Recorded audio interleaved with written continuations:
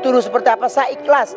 Saya insya Allah di usia saya yang udah ke hampir 55 tahun ini, nanti bulan Juli, saya akan ikhlas menerima apapun. Satu, jangan dia melempar saya dengan batu.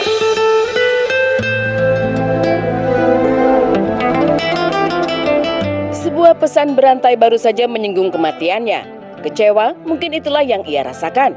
Namun detik waktu terus berjalan. Dorce gak lama membalas kabar duka mengenai dirinya dengan ucapan syukur. Artis senior yang kini berusia 54 tahun itu merasa segala tuduhan yang menghujam adalah pahala baginya. Biarin aja. Ada yang bilang saya katanya seperti ini, seperti nggak apa-apa. Gosip itu kan satu, justru dengan tidak diminta kita dapat pahala. Seperti kayak kemarin saya dibilang meninggal. Orang yang mengata itu kan saya mengambil pahala dari dia, ternyata saya masih hidup. Ini bukanlah kali pertamanya ia dikabarkan meninggal dunia. Jauh sebelum itu, kabar burung ini pun santer terdengar. Sepanjang kisah hidupnya, berbagai tuduhan miring kerap menghampiri. Selain kabar duka, pilihan dirinya untuk tampil beda pun sering dihujani dengan cemoohan. Sakit hati enggak? Saya tawa. Saya kalau ketemu orangnya saya akan bilang, cari gosip yang lebih parah lagi dong. Apa kek, jangan begini nggak parah. Bikin gosip mati itu pasti, kapannya kita nggak tahu. Jadi ngapain kita sakit hati, enggak lah. Ini pengurang dosa saya, insya Allah, mudah-mudahan.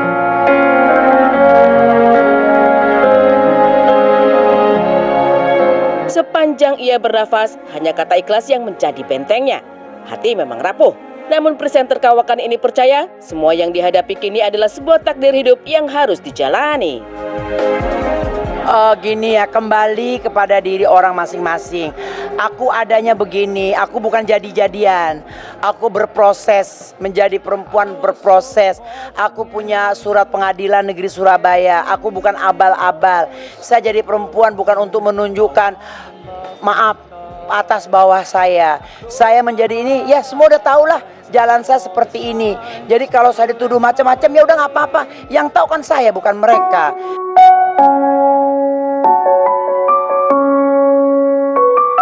Di balik kabar burung atas kematiannya tersebut, Bunda Dorce, begitu ia disapa, nyatanya tengah disibukkan dengan berbagai kegiatan sosial. Seperti pada beberapa waktu yang lalu, ketika Dorce hadir untuk menghibur 600 anak yatim piatu dan duafa. Ia mengaku dirinya ingin menghabiskan sisa waktunya untuk membantu anak-anak yatim. Setelah saya nanti nggak ada, itu urusan orang hidup, ya. Jadi sekarang selagi saya masih ada nyawa, selagi dikasih Allah kesehatan, dikasih semangat, saya akan terus bekerja. Apapun kata orang saya nggak peduli. Mau dibilang apa kek, mau tampil TV kek, mau enggak kek, rezeki anak yatim itu tidak akan berkurang sedikit pun, percayalah. Jadi saya yakin, kalaupun saya orang tipe orang nggak suka minta-minta, ajak dong tampil TV, enggak, insya Allah enggak. Kalau saya dipanggil diundang saya datang. Tapi kalau untuk minta-minta enggak lah. Meski tampak kuat untuk bertahan dari terpaan badai, namun ia hanyalah manusia biasa yang tak lepas dari air mata. Sudah dari kecil, kasih sayang orang tua hilang dari pelukannya. Sebagai penguat jiwa dari kesendirian, anak-anaknya kinilah yang menjadi mantra untuk menguatkan langkah kakinya. Aduh, jangan nyinggung lebaran. Aku udah gak punya siapa-siapa. Aku udah gak punya ibu, udah gak punya bapak, gak punya. Aduh, kalau bicara lebaran kadang-kadang suka sedih gitu ya. Sama siapa saya harus sungkem. Nenek gak ada, bapak gak ada, ibu gak ada. Saya sedih. Pokoknya saya masih ada ibu ya. Kalau aku nggak ada siapa-siapa kecuali anak-anakku. Udah, jangan bicara gitu, sedih. Bukan tahun ini, udah setiap tahun saya selalu sendiri. Bahkan kalau habis sholat Idul Fitri itu aku suka di hotel atau di mana gitu untuk nyenengin hati sama anak-anakku, atau anak-anakku datang dari Surabaya, dari Jogja. Udah, aku pokoknya namanya puasa awal sampai puasa habis itu kadang-kadang aku nggak ngerasain kasih sayang orang tua ya, karena kan memang aku ditinggal ibu umur 3 bulan, tinggal bapak umur 1 tahun. Jadi kalau bicara apa gitu nggak tahan, sedih gitu. Ya Allah, ya udahlah nggak apa-apa. Yang penting aku bisa mengasihi anak-anak seperti Mbak lihat tadi, ada rezeki kita kasih, seperti itu aja. Terlepas dari kesedihan yang terpendam, Dorce ingin lahir kembali sebagai bayi yang suci di bulan Ramadan ini. Ia pun dengan rasa tulus berucap maaf kepada orang-orang yang pernah tersakiti atas perbuatannya. Dorce menyadari kita tidak akan pernah tahu kapan ajal akan menjemput. Sehingga apabila nantinya umurnya di dunia telah usai, ia ingin meninggal dunia dalam keadaan husnul khotimah. Lebaran itu adalah kita kembalinya sebagai bayi yang suci setelah kita puasa 1 bulan. Ya jadi kita saling bermaaf-maafan. Saya juga minta maaf kalau mungkin dalam ucapan saya, tingkah laku saya, perbuatan saya yang menyinggung lewat media sosial atau lewat infotainment, lewat televisi, yang mungkin sampai saat ini ada orang yang tersakiti. Saya mohon maaf. Kita kan nggak tahu umur ya. Apakah tahun depan saya ikut lagi puasa, saya nggak tahu. Tapi tolong maafkan saya, ridhoi saya kalau saya punya hal-hal yang masih belum bisa saya lakukan untuk sekarang ini. Itu aja sih. Saya pengen mati husnul khotimah. Saya pengen kalau memang umur saya sudah selesai, saya sih kepengennya kalau nggak di Mekah, di Madinah. Tapi kita nggak tahu ya. Terangkanlah jiwa yang berkabut, langkah amin, amin. Iya. Dan husnul khotimah pasti ini juga merupakan impian untuk semua umat muslim. Husnul khotimah, amin, kita doakan ya Bunda Dorce ya. Kita tuh juga maaf ya kalau misalnya ada salah-salah juga ya. Ya saling memaafkan lah, apalagi di bulan suci seperti ini. Tuh, pemirsa ya, catat loh, Bunda Dorce tadi sendiri yang bilang bahwa dia bukan jadi-jadian. Bukan, jangan begitu dan jangan menghina. Nggak, bukan tipikal wanita-wanita yang mau memamerkan atas bawah gitu, atas depan belakang, enggak. Memang jadi wanita dan ada prosesnya menjadi wanita. Pengadilan negeri di Surabaya, ya kan. Dan satu hal lagi, ingat loh, Bunda Dorce lebaran di mana? Di mana? Di hotel. Bersama dengan saudara-saudara, menyenangkan hati keluarga, ya Bunda, kan. aku ikut dong kalau ke hotel, aku juga pengen rasain lebaran di hotel. Fasilitasnya lengkap berarti kan. Berenang segala macam. Bisa makan yang enak-enak. Bener. Pasti bahagia sekali deh. Bunda Dorce, kita doakan semoga panjang umur, selalu bisa memberikan kebahagiaan untuk anak-anak yatim dan juga rezekinya selalu dimudahkan segala urusannya. Amin. Oke pemirsa, tentu kita masih banyak berita yang lainnya hanya di Insert bersama saya Astrid ya. Dan juga Serian Ibram sudah siap memberikan informasi selebriti termasuk nih pemirsa, ini kan bulan Ramadan, bulan kebaikan, bulan penuh berkah ya. Kita juga selalu berharap kalau memang ada selebriti yang punya kasus atau juga masalah apalagi dalam rumah tangganya, semoga bulan Ramadan ini bisa menjadi penyuci keadaan mereka, pembersih Betul sekali. Yang dimana kita ketahui bersama ya, beberapa bulan ini kita mendengar kabar yang kurang enak ya dengan status rumah tangganya Sule ya kan, dikabarkan sang istri menggugat cerai Sule. Dan kemarin aku melihat video loh, video azan. Iya, yang dikembangkan oleh Sule. Dan di situ ada cuplikan video-video atau potongan-potongan foto yang dimana keluarga mereka bersama ketika sedang menjalankan ibadah suci umroh. Ini aku nonton juga nih. Kalau nggak salah di video tersebut Sule juga lagi nyuapin sang istri Lina. Jadi pengen, gimana kalau nggak itu apa nggak tergerak hati untuk kembali lagi bersama lagi ya kan? Apalagi kalau menghitung hari nih pemirsa ya, sidang perdana mereka itu akan digelar tanggal 7 Juni yang artinya kurang lebih 6 hari lagi. Kita berharap ya pokoknya mereka bisa baikan deh. Mbak Lina kalau lihat video ini bisa langsung pengen balik lagi gitu sama Sule ya. Iya, amin. Itu pasti doa kita semua ya. Satu Indonesia bilang apa? Amin. Ini dia beritanya. Di tengah-tengah isu perceraian rumah tangganya dengan sang istri Lina, komedian bernama asli Entis Sutisna atau yang lebih dikenal dengan sebutan Sule, belum lama ini mengunggah sebuah video yang membuat warganet terenyuh. Bagaimana tidak, video itu merupakan video lantunan azan yang dikumandangkan oleh Sule. Tak hanya dikumandangkan oleh Sule sendiri, dalam unggahan video tersebut, pria kelahiran kota Cimahi ini beserta sanak keluarganya pun turut menjadi bintang video klipnya tersebut.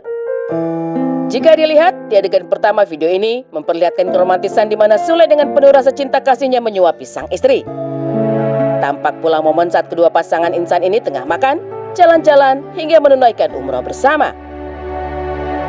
Bahkan dalam postingan tersebut, pria 42 tahun itu juga memberi keterangan foto yang cukup singkat, yakni only on YouTube, #Sule Channel, #Riedanken, tulisnya. Iya, tidak diketahui secara pasti apa maksud tujuan Sule mengunggah video tersebut. Namun postingan ini pun sontak langsung menuai berbagai respon dari para warganet. Bahkan tak sedikit yang berkomentar dan berharap agar perceraian keduanya tidak benar terlaksana dan diharapkan bisa rujuk kembali. Seperti yang diketahui, tinggal menghitung hari sidang perdana keduanya akan segera digelar. Pasalnya, jika tidak ada alang yang melintang, tanggal 7 Juni 2018 mendatang, keduanya akan duduk bersanding di meja hijau Pengadilan Agama Cimahi, Jawa Barat. Diberitakan sebelumnya, Lina mendaftarkan gugatan cerai di Pengadilan Agama Cimahi pada 26 April 2018 lewat kuasa hukumnya.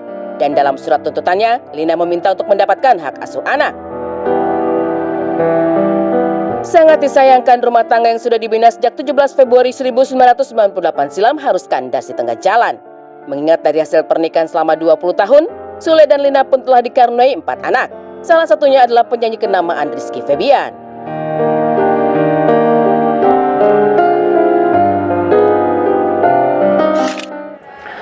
Ya kalau kita tadi lihat videonya ya agak nggak rela ya, tapi kan kita nggak tahu sebenarnya isi permasalahan itu sendiri seperti apa ya kan. Tapi kita juga berharap semoga berita rumah tangga mereka gonjang-ganjingnya seperti yang dibilang sama Sule ini cuma hoax doang. Benar, gitu, nggak ada amin. apa-apa, cuma bercandaan gitu pemirsa ya. Iya. Tapi hoax kok sampai ke meja pengadilan ya. Ya siapa tahu kan masih ada 6 hari lagi, bisa tergetarkan hatinya Mbak Lina untuk menyudahkan semuanya dan Iya. kembali lagi. Karena mungkin bisa mengingatkan masa-masa tahun 90-an dulu ya kan. Bener. Masa-masa sulit semuanya bersama. Itu ceritanya, aku tahu ceritanya tuh kan. Emang barengan ya? Pernah cerita mereka Oke. bagaimana dulu masa-masa sulitnya.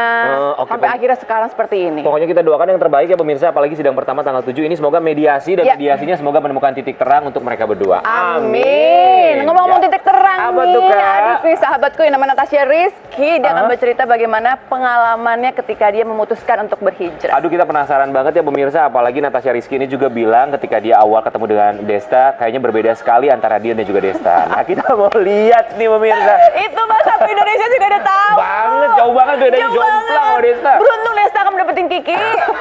Oke pemirsa, kita akan lihat seperti apa alasan dari Natasha Rizky untuk berhijrah dan alasannya kenapa nikah sama Desta. Ini Cinta pemirsa. dong, cinta. Oh, cinta, ya. Ini dia.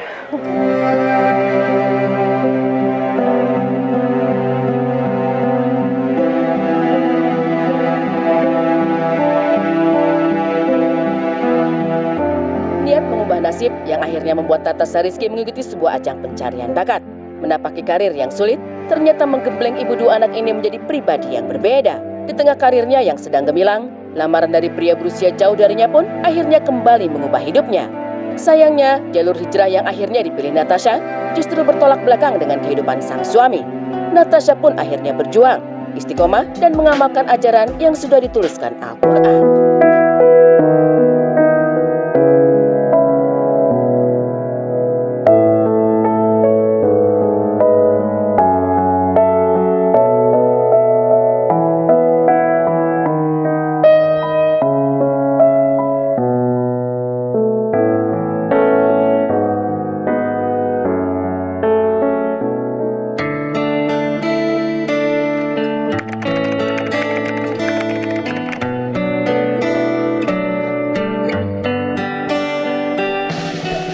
Ya, jadi awalnya itu aku pokoknya ikutin ajang dari Sampul dulu tahun 2008. Jadi awalnya dari situ, terus sampai akhirnya aku mulai casting-casting, mulai ikutan TVC, terus sampai akhirnya aku dapet sinetron yang kebetulan ada di Trans TV juga ya, sinetronnya pada masa itu.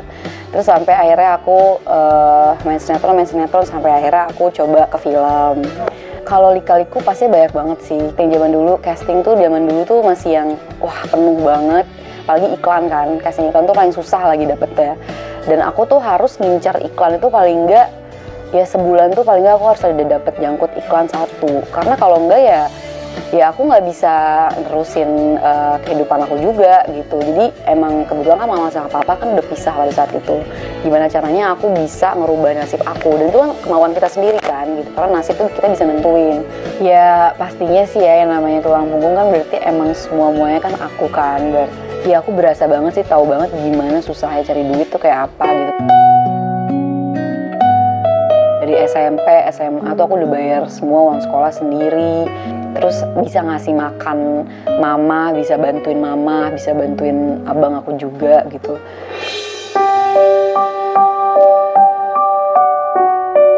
Terus mami nemenin aku susah-susah lah, casting segala macem gitu-gitu. Dan mami tuh udah nggak muda lagi saat itu. Mami tuh udah umur 40-an ke atas. Ya mungkin kalau misalnya mami nggak marah-marahin aku, nggak ngingetin aku segala macem, ya mungkin hidup aku akan gitu-gitu aja gitu. Pokoknya aku inget banget dulu tuh mami pernah bilang kalau misalnya Aca nggak kerja, kalau misalnya Aca nggak cari duit sendiri gitu, terus siapa yang bisa ngerubah hidup Aca nanti ke depannya gitu. Terus Maksudnya kalau mami sih gampang, mami mungkin nggak tahu akan hidup sampai kapan gitu, mami udah tua juga gitu.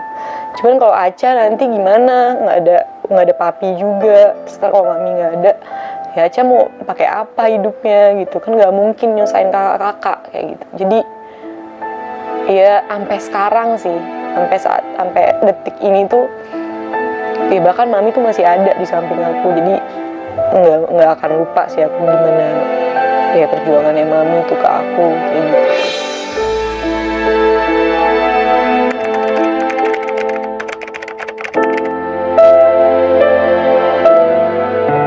Terus setelah aku ngambil film, abis itu di tengah-tengah di saat aku lagi istilahnya lagi kepengen jadi-jadinya nih jalan karir aku memutuskan untuk menikah. Nah di situ tuh banyak banget yang kontra lah sama aku karena aku lagi aman-amannya nih karirnya, terus tiba-tiba aku mutusin buat nikah. Saya terima nikah dan kawinnya Natasha Rizky Pradita binti Haji Dasnir dengan mas kawin yang tersebut tunai.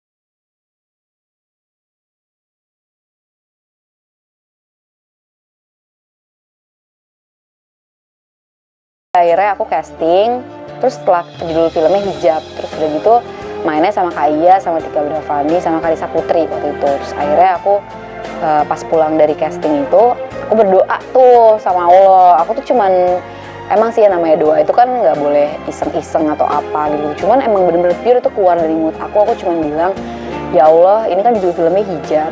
Saya mau kalau misalnya keterima beneran, saya mau pakai hijab beneran. Ya udah, maksudnya nggak yang ngomong oke, ya Allah saya nggak ingin kayak gitu, bener ngomongnya cuma gitu doang aja. Terus ya udah kan, karena pas besoknya si Haikal ngabarin bahwa aku keterima film itu. Ya berarti kan aku secara nggak langsung aku udah nazar kan gitu. Terus habis itu ya udahlah, akhirnya aku ngerasa bersalah sendiri nih, wah ternyata gue beneran keterima nih. Akhirnya aku tuh di titik kayak pasrah yang kayak oh ya udah deh, lo berarti nggak bolehin gue kan, ya udah terserah. Kalau misalnya gue kenapa-napa sampai gue mati nih, gue tiba-tiba nggak pakai jilbab, lo tanggung jawab.